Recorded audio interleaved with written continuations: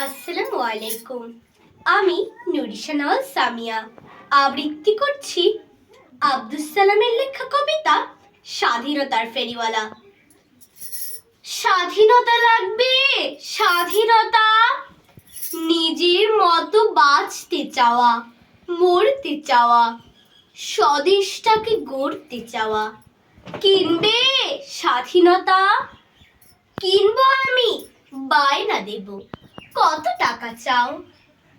টাকা দিয়ে যায় না কেনা, যায় না পাওয়া।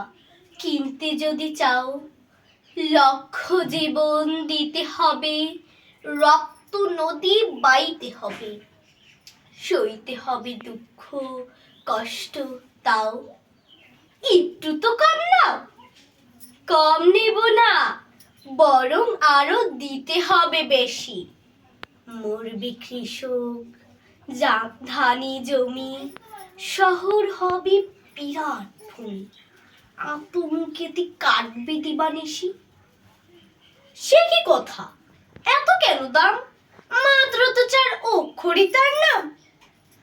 ভাষা পাবে, আশা পাবে, প্রত্যয় প্রত্যাশা পাবে।